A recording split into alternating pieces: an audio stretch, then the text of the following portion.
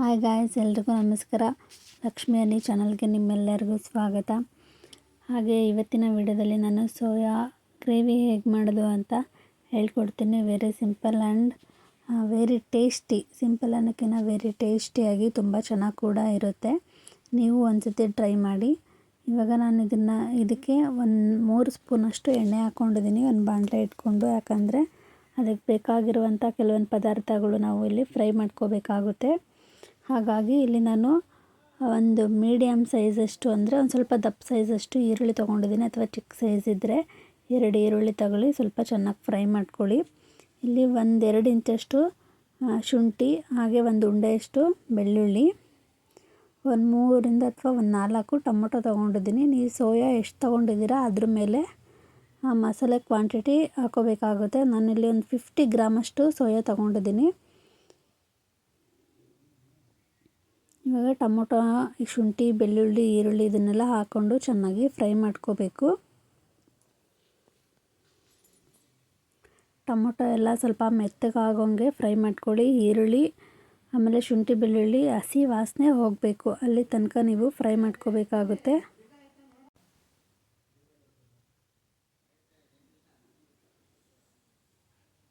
ಇವಾಗ ಇದು ಚೆನ್ನಾಗಿ ಫ್ರೈ ಆಗ್ತಾ ಇದೆ. ಇವಾಗ ಇದಕ್ಕೆ ನಾವು ಬೇಕಾಗಿರುವಂಥ ಕೆಲವೊಂದು ಪದಾರ್ಥಗಳನ್ನು ಹಾಕೊಳ್ಳೋಣ, ಅಂದರೆ ಸ್ಪೈಸಿ ಐಟಮ್ಗಳು.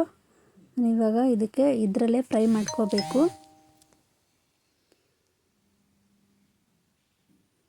ನನ್ನ ಚಾನಲ್ ಯಾರು ಸಬ್ಸ್ಕ್ರೈಬ್ ಮಾಡ್ಕೊಂಡಿಲ್ಲ ಅವರೆಲ್ಲ ಸಬ್ಸ್ಕ್ರೈಬ್ ಮಾಡ್ಕೊಳ್ಳಿ.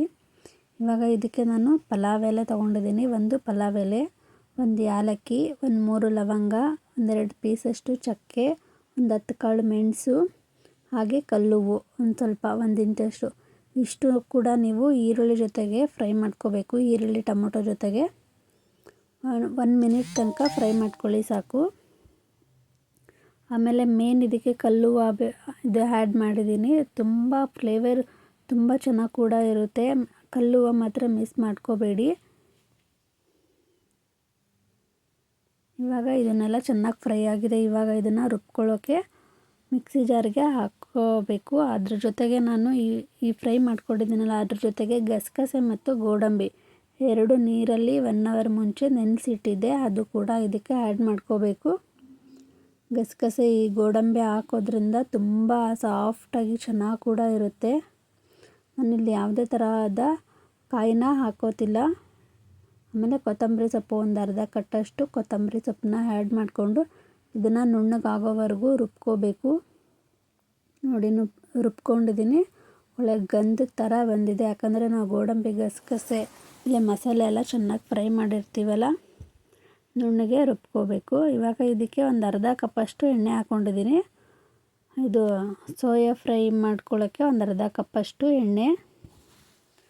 ಆಮೇಲೆ 1 ಈರುಳ್ಳಿ ಹಾಕ್ಕೊಂಡಿದ್ದೀನಿ, ಚಿಕ್ಕದಾಗಿ ಕಟ್ ಮಾಡಿಕೊಂಡು. ಇವಾಗ ಇದು ಫ್ರೈ ಆಗೋ ತನಕ ನೋಡಿ, ನಾನಿಲ್ಲಿ ಸೋಯಾಬೀನ್ನ ತೊಗೊಂಡಿದ್ದೀನಿ. ಇದನ್ನು ಚೆನ್ನಾಗಿ ಒಂದು 4ರಿಂದ 5 ಸತಿ ಚೆನ್ನಾಗಿ ತೊಳೆದು, ಫಸ್ಟು ಒಂದು 10 ನಿಮಿಷ ನೀರಲ್ಲಿ ನೆನೆ ಇಟ್ಟು ಚೆನ್ನಾಗಿ 4ರಿಂದ 5 ಬಾರಿ ಚೆನ್ನಾಗಿ ತೊಳ್ಕೊಂಡು, ಆಮೇಲೆ ಆ ಸೋಯಾನ ಚೆನ್ನಾಗಿ ಹಿಂಡಬೇಕು. ನೀರು 1 ಡ್ರಾಪ್ ಕೂಡ ಬರಬಾರ್ದು, ಅಲ್ಲಿ ತನಕ ಹಿಂಡಿ ಒಂದು ಸೈಡಲ್ಲಿ ಎತ್ತಿಟ್ಕೋಬೇಕು. ಇವಾಗ ಈರುಳ್ಳಿ ಚೆನ್ನಾಗಿ ಫ್ರೈ ಆಗಿದೆ.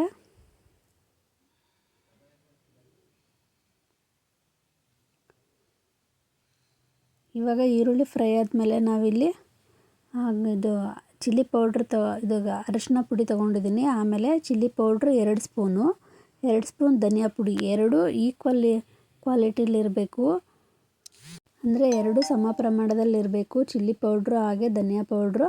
ಆಮೇಲೆ 1 ಸ್ಪೂನಷ್ಟು ಗರಂ ಮಸಾಲನ ಹಾಕ್ಕೊಂಡಿದ್ದೀನಿ.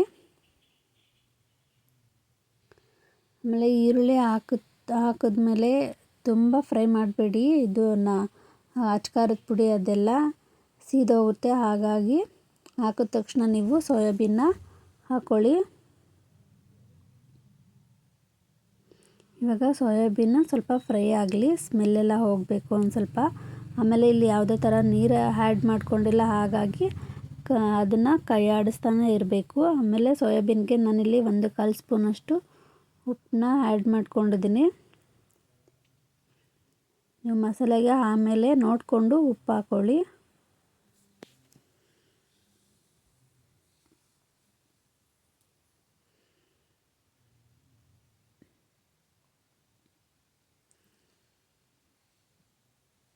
ಇವಾಗ ಇದಕ್ಕೆ ನಾನು 1 ಸ್ಪೂನಷ್ಟು ಜೀರಿಗೆ ಪೌಡ್ರನ್ನ ಆ್ಯಡ್ ಮಾಡ್ತಾಯಿದ್ದೀನಿ. ಅದು ಕೂಡ ಫ್ಲೇವರ್ ಚೆನ್ನಾಗಿರುತ್ತೆ. ಜೀರಿಗೆ ಪೌಡ್ರು 1 ಸ್ಪೂನ್ ಹಾಕ್ಕೊಂಡಿದ್ದೀನಿ.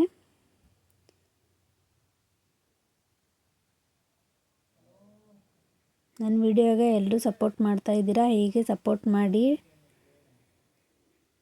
ಹಾಗೆ ಶಾರ್ಟ್ ವಿಡಿಯೋಗಳು ಅಪ್ಲೋಡ್ ಮಾಡ್ತಾ ಇರ್ತೀನಿ, ಅದು ಕೂಡ ನೋಡಿ. ಇಷ್ಟ ಆದರೆ ಲೈಕ್ ಮಾಡೋದನ್ನು ಮರಿಬೇಡಿ. ಇವಾಗ ನಾನು ಮಸಾಲೆ ಎಲ್ಲ ಹುರ್ಕೊಂಡು ರುಬ್ಬಿರುವಂಥ ಮಸಾಲೆನ ಇದಕ್ಕೆ ಆ್ಯಡ್ ಮಾಡ್ಕೋತೀನಿ.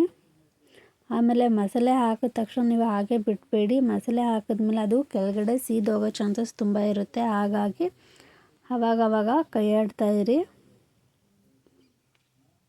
ಇವಾಗ ಇದನ್ನು ನೀಟಾಗಿ ಕಲಿಸ್ಕೋಬೇಕು ಸೋಯಾ ಜೊತೆಗೆ.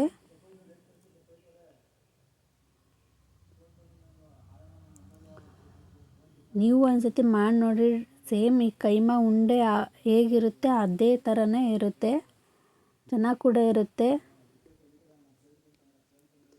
ಇವಾಗ ಇದು ಚೆನ್ನಾಗಿ ಒಂದು ಸ್ವಲ್ಪ ಒಂದು 10 ಸೆಕೆಂಡ್ ಅಥವಾ ಒಂದು 20 ಸೆಕೆಂಡ್ ಗಂಟ ಮುಚ್ಚಿಬಿಟ್ಟಿಡಿ.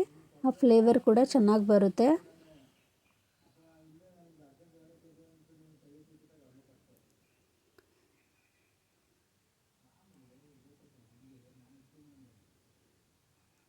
ನೋಡಿ ಎಣ್ಣೆ ಎಲ್ಲ ಬಿಟ್ಕೊಂಡಿದೆ ಇದು.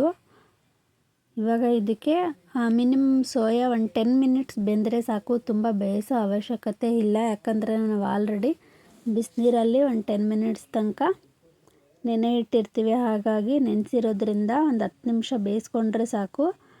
ನೀರನ್ನ ಲಿಮಿಟೆಡ್ ನೋಡ್ಕೊಂಡು ಹಾಕ್ಕೊಳ್ಳಿ. ಸ್ವಲ್ಪ ಗೊಜ್ಜು ಥರ ಬೇಕು ಆಗೋದಾದರೆ, ಸ್ವಲ್ಪ ಗ್ರೇವಿ ಥರ ಬೇಕು ಅನ್ನೋದಾದರೆ 1-2 ಗ್ಲಾಸಷ್ಟು ನೀರು ಹಾಕಿ. ನಾನಿಲ್ಲಿ 1.5 ಗ್ಲಾಸಷ್ಟು ನೀರು ಹಾಕ್ಕೊಂಡಿದ್ದೀನಿ, ಸ್ವಲ್ಪ ಗ್ರೇವಿ ಥರ ಬೇಕು ಅಂತ.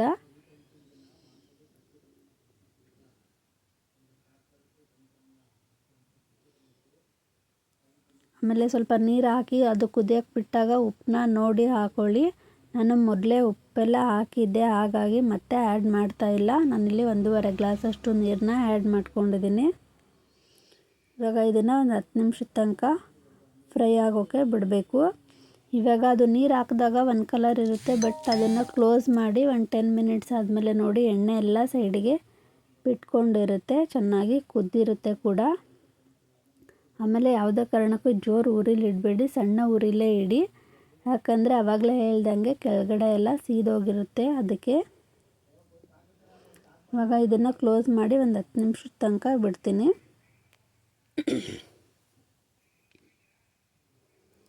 ನೋಡಿ ಆವಾಗಲೇ ಹೇಳಿದೆ, ಕಲರ್ ಕೂಡ ಚೇಂಜ್ ಆಗಿದೆ ನೋಡಿ. ನಾನಲ್ಲಿ ಯಾವುದೇ ಕಲರ್ ಕೂಡ ಯೂಸ್ ಮಾಡಿಲ್ಲ. ಆಮೇಲೆ ಆವಾಗಲೇ ಹೇಳ್ದಂಗೆ 2 ಸ್ಪೂನ್ ನೀವು ಚಿಲ್ಲಿ ಪೌಡ್ರ್ ತಗೊಂಡ್ರೆ 2 ಸ್ಪೂನು ಧನಿಯಾ ಪುಡಿ ನೀವು ತಗೋಬೇಕು, 2 ಸಮ ಪ್ರಮಾಣದಲ್ಲಿ. ಇವಾಗ ಇದು ಆಗಿದೆ. ನಾನಿವಾಗ ಒಂದು ಬಟ್ಲಿಗೆ ಸರ್ವ್ ಮಾಡ್ಕೋತೀನಿ. ಆಮೇಲೆ ಇದು ಚಪಾತಿಗೆ ಅಂತೂ ಸೂಪರಾಗಿರುತ್ತೆ, ಚಪಾತಿ ರೊಟ್ಟಿಗೆ. ಆಮೇಲೆ ಇದನ್ನು ನಾನು ಗೀ ರೈಸ್ಗೆ ಅಂತ ಮಾಡಿದ್ದೆ, ಜೀರಾ ರೈಸ್. ಇದು ಯಾವುದಕ್ಕಾದರೂ ಕಾಂಬಿನೇಷನ್ ತುಂಬಾ ಚೆನ್ನಾಗಿರುತ್ತೆ. ನೀವು ಮಾಡಿ ಹೇಗಿತ್ತು ಅಂತ ಕಮೆಂಟ್ ಬಾಕ್ಸಲ್ಲಿ ಕಮೆಂಟ್ ಹಾಕೋದನ್ನು ಮಾತ್ರ ಮರಿಬೇಡಿ.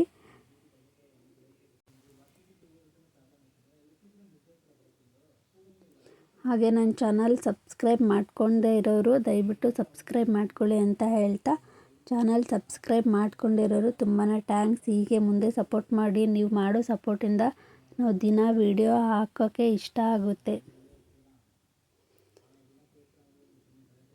ನೋಡಿ ಹೇಗೆ ಬಂದಿದೆ ಅಂತ. ಎಣ್ಣೆ ಎಲ್ಲ ಸಣ್ಣ ಉರಿಲಿಟ್ಟರೆ ಈ ಥರ ಎಣ್ಣೆ ಎಲ್ಲ ಸೈಡಿಗೆ ನೀಟಾಗಿ ಚೆನ್ನಾಗಿ ಕೂಡ ಇರುತ್ತೆ. Thank you.